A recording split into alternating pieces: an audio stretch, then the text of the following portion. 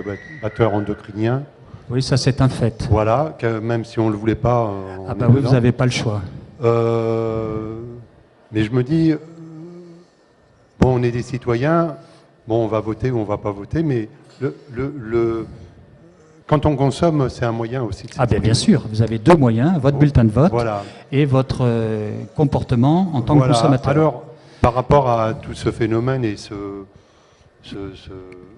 cette course vers on ne sait pas quel homme demain, il y a des moyens qui existent effectivement pour éviter de se polluer encore plus. J'aimerais savoir s'il en existe pour se dépolluer, mais bon. Alors ça c'est... Voilà. Et comme on est dans un salon de l'écologie, je pense qu'il y a sûrement des moyens pour éviter de rentrer dans ce système qui nous tue, enfin qui tue l'espèce humaine, hein, en clair. La seule chose que vous pouvez faire, c'est limiter votre exposition. Vous n'allez jamais pouvoir vous protéger à 100% des perturbateurs endocriniens, tout simplement parce que vous les respirez. Il y en a dans l'eau. On ne sait même pas quelle eau boire, quoi. Est-ce qu'il faut boire l'eau du robinet? Ça dépend des endroits. Est-ce qu'il faut boire l'eau en bouteille? On ne sait pas trop non plus.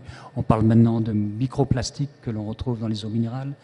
Donc, en fait, on a tellement pollué notre environnement que plus personne ne peut y échapper.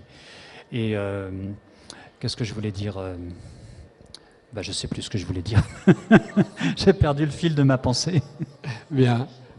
Comment se protéger? Écoutez, il y a un certain nombre de recommandations que vous trouvez sur tous les sites internet consacrés aux perturbateurs endocriniens. Donc c'est essentiellement éviter tous les plastiques dans la cuisine. Vous achetez de la céramique, la céramique, même maintenant c'est critiqué parce que ça peut relarguer des métaux lourds. Donc vous achetez du bambou, vous achetez des poêles en acier, vous jetez vos vieilles poêles, vous jetez tous vos Tupperware.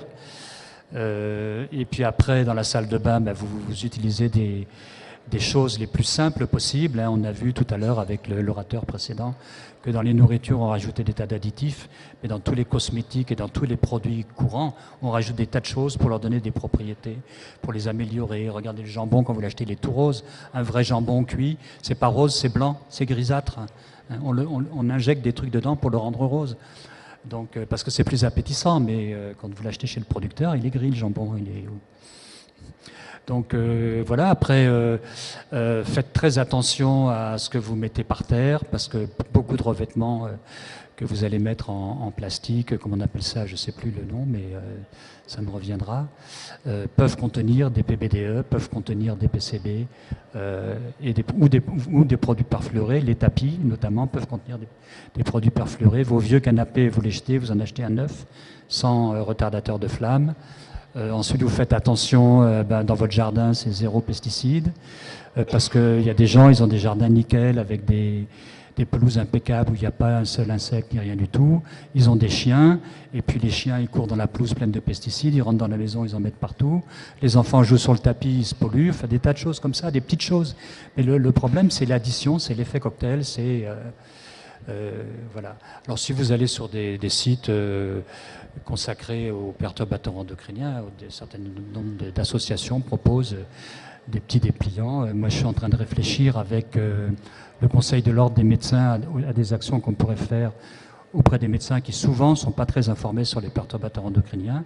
Et puis d'autre part, je pense que les cabinets médicaux, tout le monde y va, parce que les conférences comme celle-là, les gens qui viennent au salon Horizon Vert, c'est des gens qui sont sensibilisés. Mais les gens qui sont affectés, les gens qui sont atteints d'obésité ou de gros problèmes comme ça, ils viennent pas, ils sont pas là, ils écoutent jamais mes conférences. Moi, je vais souvent dans les lycées, j'en parle aux jeunes quand on m'invite. Et ils sont intéressés par ça, ils écoutent et ils posent des questions. Mais c'est pas tout le monde qui a cette information. Donc il faut que l'information aille aux gens. Et un très bon endroit, c'est les cabinets médicaux. Pour l'instant, vous n'entendez jamais parler de perturbateurs endocriniens dans les cabinets médicaux. À l'avenir, vous allez en entendre parler.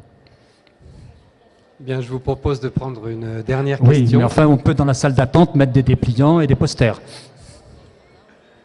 C'est ça qu'on a proposé au Conseil de l'Ordre.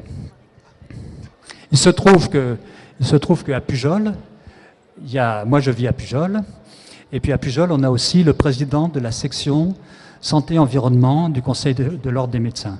Il habite à Pujol aussi. Donc on s'est rencontrés, on s'est concertés, on a commencé à noyauter un peu le système.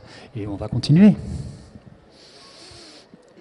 Bien, y a-t-il une dernière question? Non, alors je vous propose de remercier... il y en a une, il en fallait une. The last one. Parce qu'on n'était pas sûr d'avoir entendu la réponse juste pour sa question. Est-ce qu'on peut se dépolluer? Ah, alors se dépolluer, moi je ne connais pas de recette miracle. Hein. Et alors si vous allez sur Internet, vous allez trouver des tas de sites qui vous proposent des trucs pour vous détoxifier. Mais bon, je ne sais pas quelle est la réalité de l'efficacité de ces produits-là.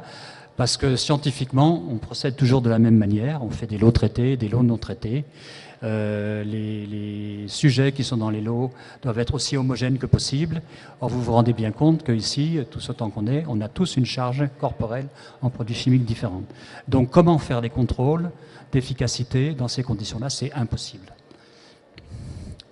Donc, pour l'instant, je n'ai pas de recette magique à vous donner. Hein.